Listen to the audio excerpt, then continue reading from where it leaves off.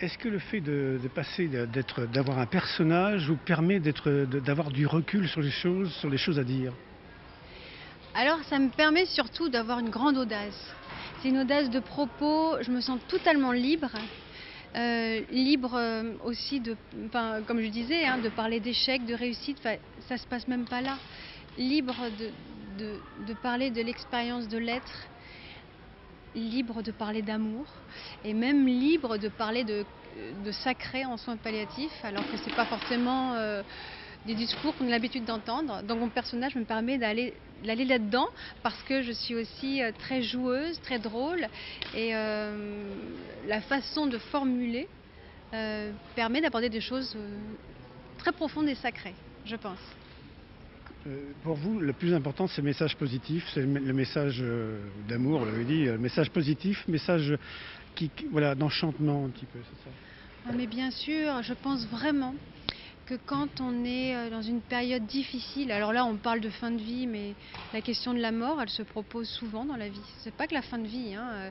La mort, bah justement, en ce moment on vit un passage d'un monde à un autre monde, donc c'est un deuil, il y a le deuil de l'ancien. Donc en fait, les processus de mort, on les vit régulièrement. Et quand on est dans ces moments parfois dépressifs, parfois de grande tristesse, il faut savoir se réenchanter. Et parfois, on n'y arrive plus soi-même. Donc, c'est pour ça que j'insiste sur la transmission au niveau des bénévoles. Aidez-les à se réenchanter. Parfois, on n'a plus les clés. Donc oui, c'est un discours de réenchantement, parce que, comme je le dis, quand on est émerveillé, on est dans la joie. Et en ce moment, on a besoin d'émerveillement. Et c'est ma fonction. D'autant plus en cette période difficile. Oui. Ah oui, d'autant plus dans cette période difficile. Alors comment on s'enchante? Mais c'est des choses vraiment très simples. C'est pour ça que je disais, les soins palliatifs de rêve, c'est pas un lieu extérieur, c'est un lieu intérieur, c'est une posture. C'est être dans une posture de sourire, mais difficile hein, en ce moment. On a quand même des choses extérieures qui nous bouleversent. Et comment on a quand même cette hygiène mentale, émotionnelle de sourire. Et donc c'est spirituel, le travail il est là. C'est comment je peux garder le sourire alors qu'il y a plein de choses qui ne me font pas sourire. Oui, mais c'est pas parce que ça ne me fait pas sourire que je vais perdre mon sourire. Ça ne va pas aider si je perds mon sourire. Donc il y a une situation difficile, et comment je garde le sourire intérieur. Ça c'est très profond. Alors c'est une question difficile. Comment peut-on dire, alors là en l'occurrence à une personne en fin de vie, mais pour tout le monde d'ailleurs dans la vie de tous les jours, comment peut-on dire quelque chose à une personne alors qu'il faut lui dire quelque chose, c'est quelque chose qu'on a dans le ventre parfois, il faut que ça sorte, mais on ne veut pas non plus blesser la personne en face. On a envie de lui dire quelque chose, que ça soit bien ou pas bien, mais on ne veut pas la blesser. Y a-t-il une façon de faire? Mais je pense qu'avant de dire les choses, il faut d'abord ressentir l'état émotionnel de la personne et le besoin de la personne. Est-ce que la personne a besoin d'entendre cette chose aussi? Quel est le besoin premier à satisfaire? Et parfois le besoin simplement d'être entendu, le besoin oui, d'être reconnu dans cette tristesse. Et peut-être parfois les gens n'ont besoin que de ça. Et après les gens ont besoin de conseils. Ça c'est autre chose. Mais on aura tendance, peut-être, ça c'est le défaut de l'accompagnant qui veut, enfin de nous hein, au quotidien, l'aidant. Hein, on est aidant à tour de rôle dans notre vie personnelle. On voudrait trouver des solutions pour les autres, alors que peut-être les autres ont besoin de dire simplement, mais là j'en peux plus, là je suis pas bien. Pourquoi toujours vouloir dire des choses? Et c'est pourquoi j'insiste dans la conférence spectacle. C'est plus que dire, c'est être. Alors est-ce que je peux être? Et puis être tellement vaste que je peux tout entendre de toi. Je peux entendre toutes tes émotions sans jugement.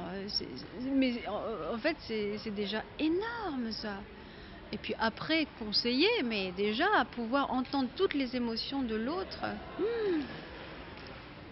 c'est immense. Ça demande une très grande ouverture de cœur et un état de présence, de grande stabilité. C'est pour ça que je parle beaucoup de la joie profonde. Ça veut dire quoi? C'est un état de stabilité. Être un lac de montagne ou être un roc, enfin quelque chose de très très stable. La joie, c'est la stabilité, hein. La joie profonde, bien sûr.